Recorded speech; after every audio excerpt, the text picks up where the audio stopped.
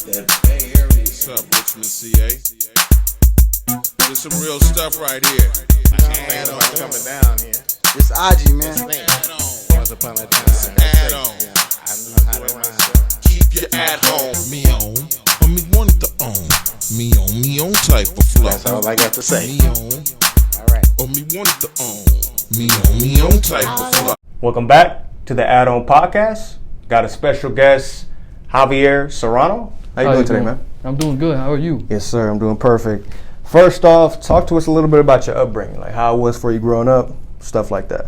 Well, I came from, a rough place in Brooklyn, New York. I was born in Bushwick, and then I had to spend some time in Williamsburg, and then I moved to downtown Brooklyn, living in Farragut houses, and I spent really all the way up until I was like 17, 18 years old there, and we're just playing ball and trying to focus on myself. Played basketball for a school called Weston House High School, which was a public school, and try to work my way up, spend my time playing AAU. That's lit. So how many sisters and brothers did you have kind of growing up? I only have one sister. I have a lot of cousins. Wow, okay, one sister. That's dope. I noticed your Instagram, and it said you were kind of like a journalism, motivational speaker, if I'm not mistaken. Talk to us about that, like kind of how you, like what kind of I know you play ball, but what made you want to transition into something like that, and kind of when did that start? When I had my spiritual awakening. That's what wanted to make me want to get into that field of work, get into journalism, and wanting to be a motivational speaker and help and inspire others. And that's why I'm very passionate in it, because I know a lot of people's past are different from mine. Like, you could go through the smallest stuff and think it's the end of the world, but with me, I had to understand that even though I was in a rough place at that time, that's not the end of the world. There's people that's going through more stuff than what you're going to. Exactly. So that's why I was like, maybe it's time for me to just take a step back and not only focus on myself and help myself, but also see what others is going through, and be alerted of the situation that is going on at hand, and see what I could say to enlighten a person's day. Yes, sir. So are you Christian? I was Christian, but I just call myself just a believer. Basically, full believer. You don't want to get into the whole religion thing. That's what's up, man. That's definitely what's up. Do you read any books or try to tap into meditation at all? I try to meditate. I really try. There be days where I go without it, but I've really tried to work on it. Like, it's been 5 years, and still it gets frustrating to this day. Try to meditate, but I mostly write. I read a little bit, but like I mostly write. Like I just have a strong passion for writing. I can't really explain it, but it's like writing is like it comes from the heart. Like, the old saying, I'm an instrument whose music comes from the heart. That's what I feel like with writing. Wow, that's deep. That's deep for sure. Talk to us about what was your first career goal. Was it basketball? Was it something that included maybe writing or down that path, author?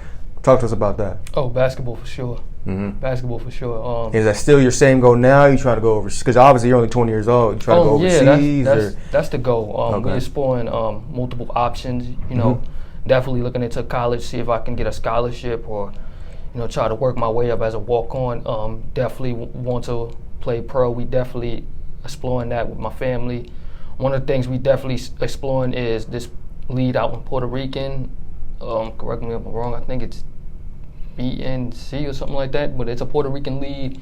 A lot of players have went out there who are Spanish, just like I am, because I'm half Spanish. I have a Puerto Rican heritage, and I'm definitely exploring that. That's definitely an option that we are looking at as a big possibility.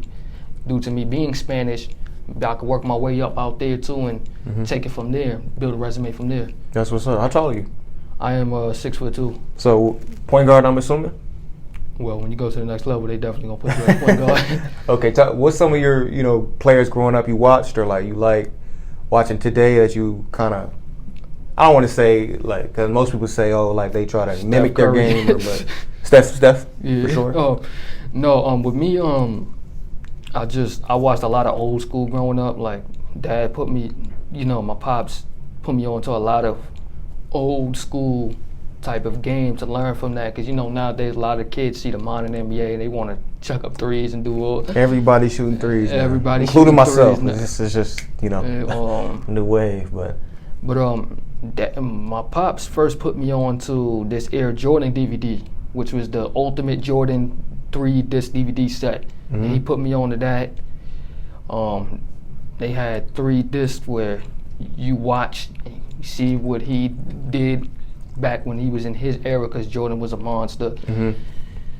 And I learned from him, learned from a lot of the old school players, the Magics of the world, the Kareems of the world, the Scottie Pippens of the world, the Jordans of the world, Reggie Miller, Reggie Lewis, Patrick Ewing, Hakeem Olajuwon.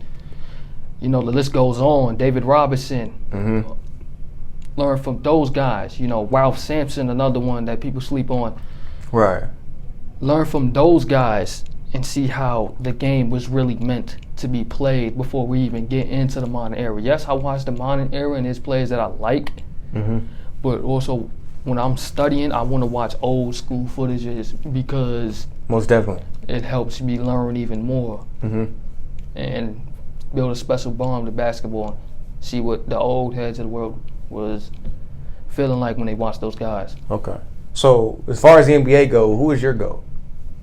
My goal is to become a professional basketball player and also be a writer. I think I said your GOAT, like greatest player ever. Oh, GOAT. Yeah, oh, that too, I'm of so course. Sorry. No, you good. I think we touched that, but my GOAT is greatest ever. Damn, that's tough because we have a lot of GOATs out there. I would say Jordan is the GOAT. Why is that? Jordan he was just a different animal, like Jordan was just, they called him Black Jesus for a reason, But I think it's hard to talk about the GOAT conversation because there are GOATs in their own ways, LeBron is the GOAT of this generation, Kobe was the GOAT of the 2000s, Jordan was the GOAT of the 90s. 80s was definitely Larry Bird and Magic Johnson. 70s was Dr. J.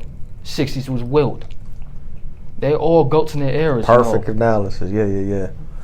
I just think that, it's so subjective. Like in 2016, I remember in 2016 after LeBron came back from 3-1, I even made a video on YouTube like LeBron the GOAT. It was over for me. I thought LeBron was a GOAT. But then a couple years later, I watched The Last Dance and I changed my mind. I think Jordan's a GOAT now. And I think for me, what it comes down to is, I say this like on every guest I have on, was 2011. That series against the Mavericks.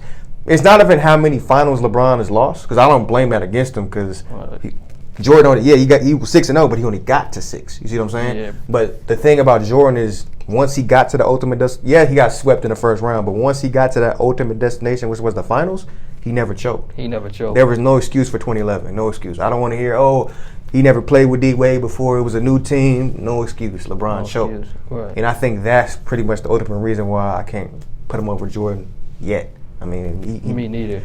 He might who do knows a couple what of happens? things. Who knows what happens next year? Like I said, we got to see how free agency is going to play out. Yeah. Let's get into that. Let's get into free agency. Kyrie Irving, talked about it yesterday on my podcast as well.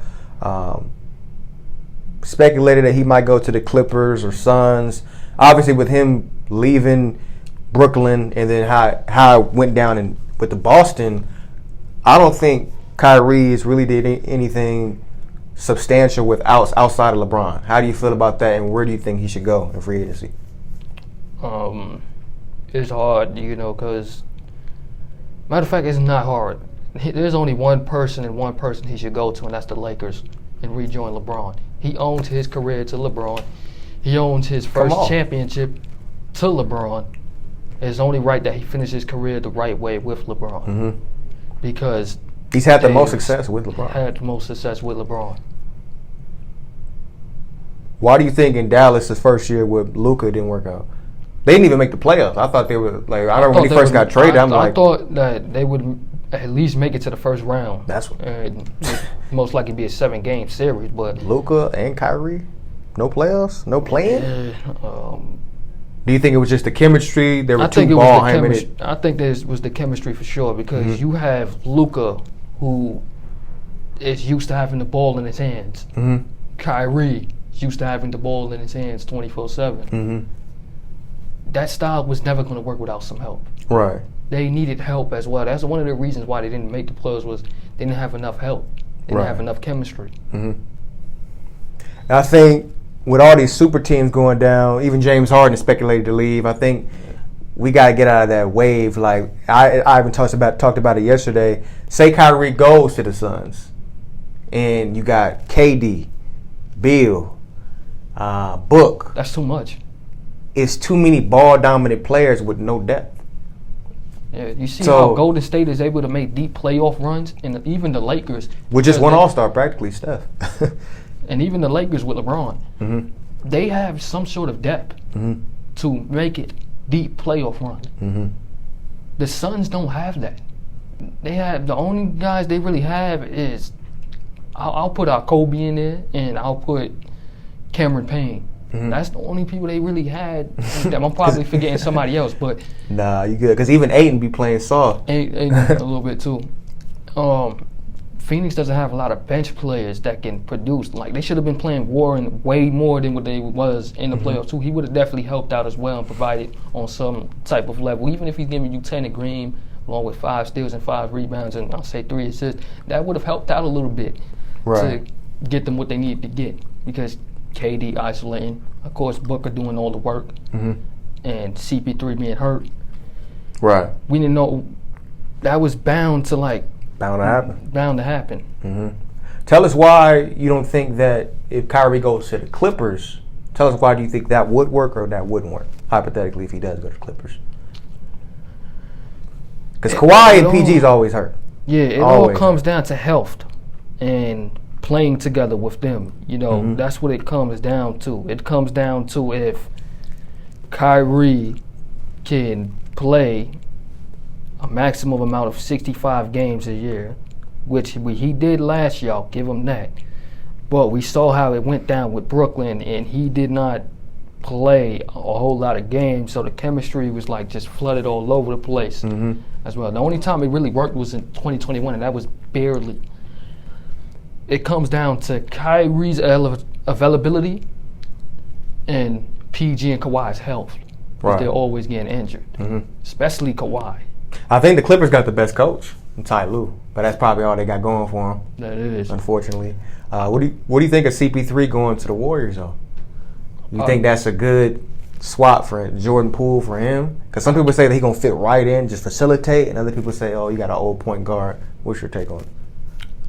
I can't really say right now at this time because we don't know how it's going to play out. I was not expecting that trade to happen at first. I thought for sure that Chris Paul was either going to go to the Lakers or I'll say Miami at best, Mm-hmm.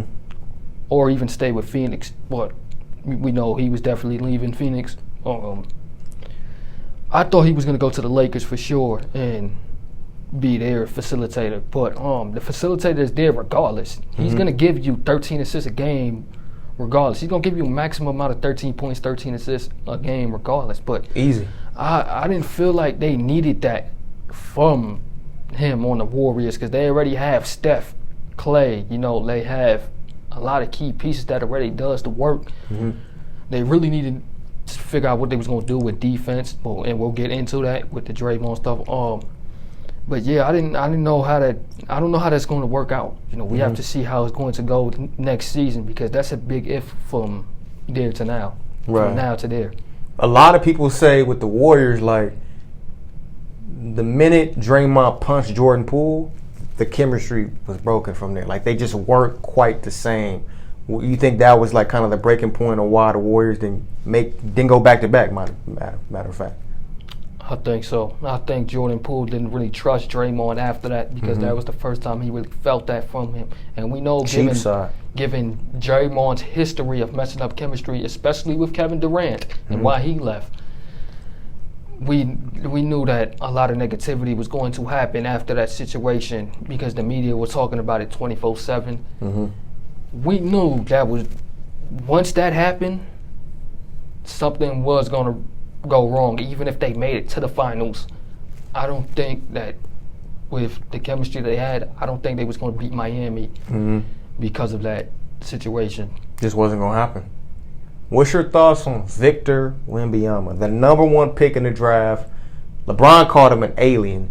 Like, we never seen that before. Dude, 7'5". I think his, like I said before, his best attribute to me, not best attribute, but what I find most just stunning, like, is just how fluid his handle is being that tall.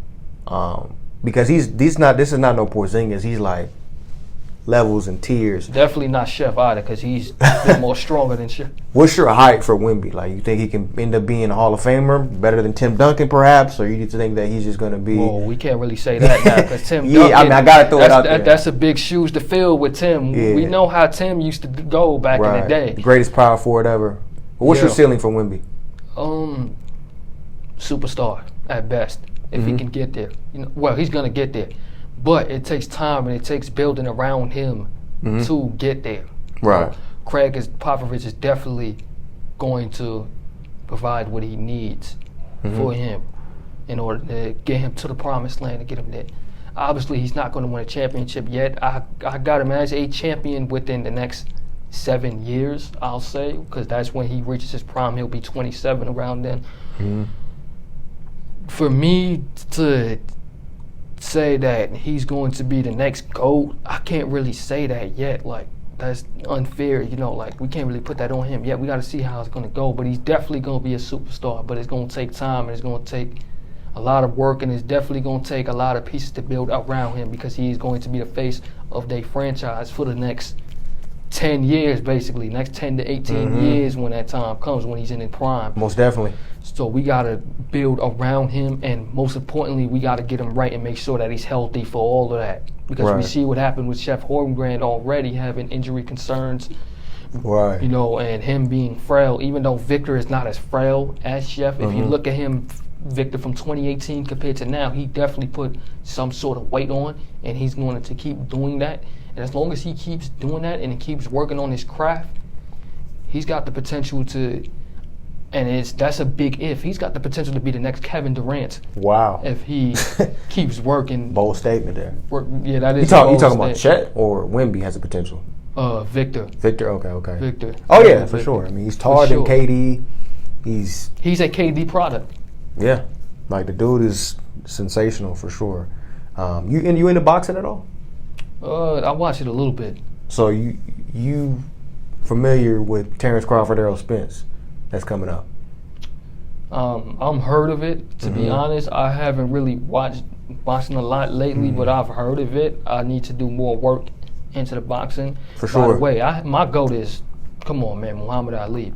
Ali, I was just wearing the Ali shirt yesterday. Yeah, he's a GOAT. He's a GOAT. But hold on, I can't really say that yet, because we do got Mike Tyson. Mike Tyson was a beast in his prime, though. I can't really say that, so it's a bit two-way. Yeah. But Muhammad is definitely up there. But for the 90s, we got Tyson. Come on now. For sure. But yeah, I mean, just get into it more. Yeah, I got to get into it more. That's me with baseball and soccer. Like, I just don't find it. I watch what's his name? Christian. I watch Christian and soccer a little bit when I do watch it. He's definitely a pretty good player. For sure.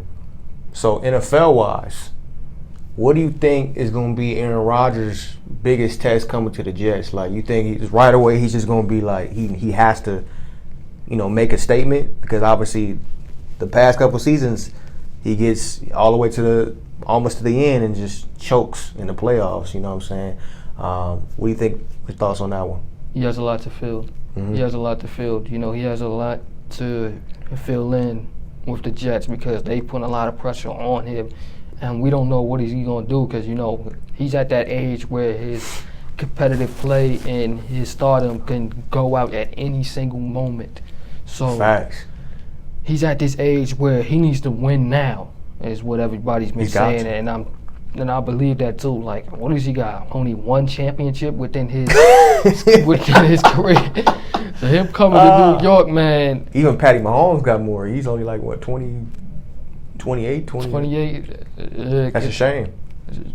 With arm talent like that, one ring. well, he's gonna be in the Hall of Fame for sure. But I ain't gonna say first ballot until he proves himself with New York.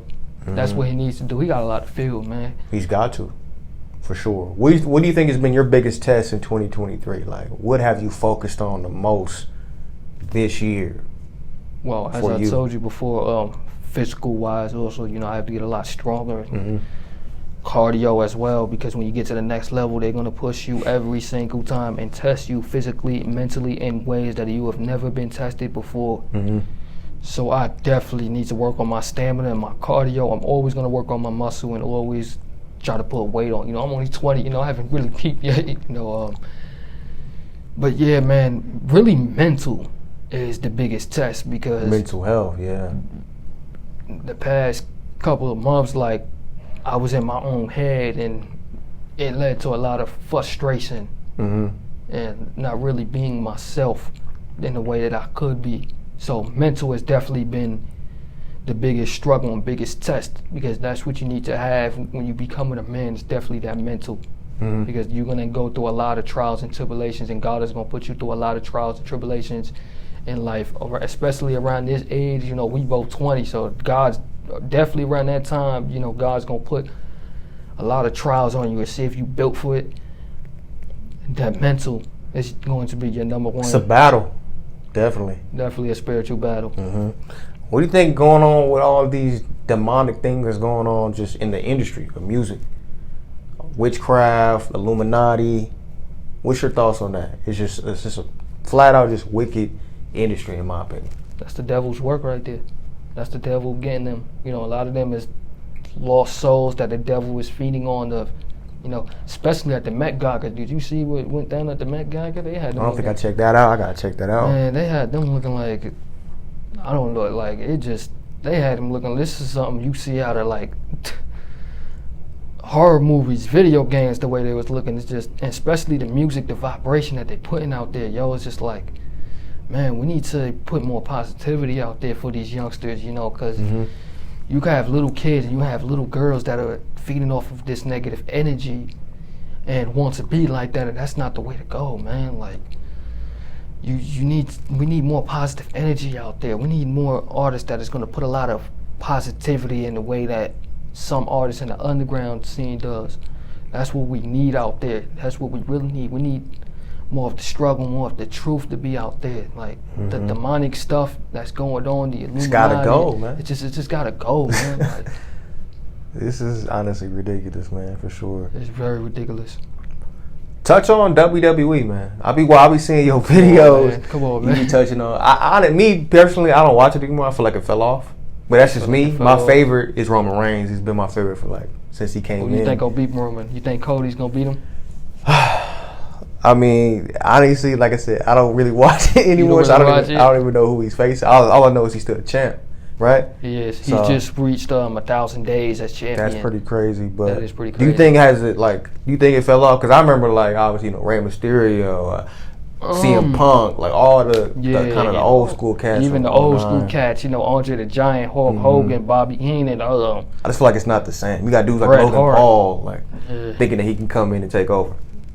Nah, he can't take over. He can't take over. Oh, man. If he want to become a full-time wrestler, he needs to start on the mid-card. Definitely work his way up. But in regards to wrestling, it's doing good, but at the same time, it's not, because Vince McMahon getting back into control, and things was starting to pick back up and do better when Vince McMahon had his allegations and left, and Triple H took over the show. He was wrestling was definitely getting back to those roots. When Triple H was running the show, he was focusing a little too much on the wrestling rather than it being storyline based, other than the bloodline, of course. But we need more guys that is going to focus on how to build a great story when it comes to wrestling, in a way that the bloodline has been doing with Roman Reigns. Right. Obviously, bloodline fell apart, and they're having a tag team match, I say tomorrow at the Money in the Bank, and I will be watching that and see what goes down. I feel like Cody Rhodes is the man to dethrone Roman Reigns, but at the same time, he needs to struggle because even if he would have won at WrestleMania this year, he still would have had backlash because you're copy and pasting what Shawn Michaels did in '96 when he had came back from his injury, you know, getting kicked in the head by Owen Hart and having the concussion storyline, and then coming back and winning, and then putting him as an undefeated babyface and WWE falling apart a bit at a time. Like, you're copy and pasting that. Cody needs to struggle a bit, but I don't want them to go the John Cena route, which they've been going too far. You know, I was gonna ask you that. Like, you know, when he lost to The Rock, and are they gonna like? Is he a good face, Cody Rhodes? I think he is. Because we all know, obviously, it's WWE scripted. So like, I don't think going from Roman Reigns to Cody Rhodes, like, I don't think that would be a good face. I think you need guys like obviously Brock Lesnar, Cena, Randy Orton. Do you think Cody can still be a good face, even though like obviously he has a family to back it up? But like he said, wrestling has more than one loyal family, royal family. But what happened to Daniel Bryan? Like he's in AEW now. Oh, so I heard they kind of competing, they biting each other. Competing, yeah. Might as well just come together. Like, might as what's well the come point? together. Man, I think Cody is a good face, but like I said, he needs to struggle. We need to see him struggle more in a way that his idol Rocky Balboa struggled in the movies, and when he came back after getting defeated by Clubber Lang and Apollo Crews past his limits, and he worked harder than ever to get back to the promised land. We need that from Cody. He needs to struggle a bit more before we can give him the belt. So I say maybe by next year he'll be that guy. But when it comes down to it, I see him having a projection of a Bret Hart-like career when his career is said and done. At least a maximum amount of 5 world titles, or maybe even 2+ more, because we have the World Heavyweight Championship as well. I see him getting his hands on that a couple years from now, but he can't lose and then go after the heavyweight title. Like, that doesn't make sense. Like, he needs to finish his story, but he also needs to struggle. So he definitely is. They put him out to be the next face of the WWE, but before he can get to that, he's got to get through the hump and got to get through the struggle before he can get back to Roman. Hey man, I mean, I think it's still a great company. I just think it's not the same. But it's not the same. But, maybe if they let Triple H flow a bit more like they was doing in the summertime, maybe you'll look back into it. You know, who knows? You know, maybe the audience will be back into it again. Oh, for sure. All right, we're gonna take a quick break and we'll be right back. I wanted to touch on my favorite question. Obviously, you know, you probably seen some of it. I like to talk about rap. Yeah, give me your top 5 rappers ever. Damn. Put you on the spot. Put me on the I tell you, man, if one dude ain't in your top 5, that, man, I hope he is. Man. I gotta put Tupac and Biggie in there. Okay. I say 1 and 2? I say Pac is number 1, Biggie's number 2. Okay. Because Pac was a better poet than Biggie. I mean, well, Biggie was a poet in a way, but he was more blunt with it than Pac was. Pac was more like spiritual with it. Biggie had the, you know, the I don't care type of mindset. Like, I already know what I'm gonna go through. I already been through a struggle type of mindset. Pac was the same way, but Pac was more spiritual with it. I have Pac, Biggie, you know, Eminem, Big L, Snoop. Yes, sir. Yes, sir. I rock with that list, man. Because you got Eminem on the list. See, homeboys at the gym, 24 Hour Fitness, they be thinking, they be saying Wayne better than him. And him not top 5. They tripping. Nah. Big L is a sleeper, though. I just Big L's a sleeper. Tapped into his catalog a little bit, but he died too young. But he was a spitter. He died too long. He was a black Eminem with flow. Exactly. He probably would inspire him, one of the dudes who inspired Eminem. As far as my top 5 goes, obviously, we all know I put Eminem number 1, Rakim number 2. Rakim, I got Rakim at top 10. If we going top 10, of course I got Rakim and them boys in it. Well, of course. I was about to say Rakim, Nas. I think. I forgot about Nas. Goodness gracious. Jesus, you might as well go with the whole top 10. Okay, I got Pac, and then I kind of want to throw Kendrick in there. I know it's kind of early, but I feel like he has the discography Kendrick? to Yeah. be in there. I mean, Big is in there, of course. But I feel like as far as rap goes, I feel like we got to start comparing by era. You know what I mean? Like you say, Rakim is in your Top 10. top 10. A lot of the dude, if you ask my dad, he gonna say he's the GOAT because he grew up in that era. That's why I say when we start making these lists as far as rap, we need a list from the 80s, Oh, shoot, I list from the forgot 90s, I forgot list from Ice the Cube as 2000s. well. Exactly. So it's just kind of hard, it's subjective, but me personally, I think M is the greatest as far as like. Of course, he's the best-selling rapper ever. You can check the statistic, but even if you want to throw that out the window, sales records, that don't matter. I've never heard anybody with the technical skill ability of Eminem. Like, not many people have a song like Rap God. Like, that's insane. You know what I mean? But everybody that you name is very worthy of having that slot. You know? Yeah. Now, like I said, if we was going on full top 10, top 20, we got a lot of dudes we putting on that list. Oh, of course. A lot of dudes, a lot of cats. Yeah. Touch on what's your add-on to the world and what's your add-on to life. What you Like something as far as like to the world, like to the youth. I'm saying, like, what would be your add-on to that? Because obviously, add-on put you on the add-on podcast, of course. If you just wanted to tell them one thing that maybe you would have done a little bit that you didn't do when you were younger, something that you want to add on to them. Listen to the right advice. Listen to what your parents and listen to what your mentors is telling you, and the people that help you telling you. That's a problem with me that I had when I was young. Was that the reason why I struggled a lot was because I always wanted to do things by myself because I didn't want to look like a person who needed someone to baby me every single time when I was younger. That's what it made me feel like, which it wasn't the case, you know.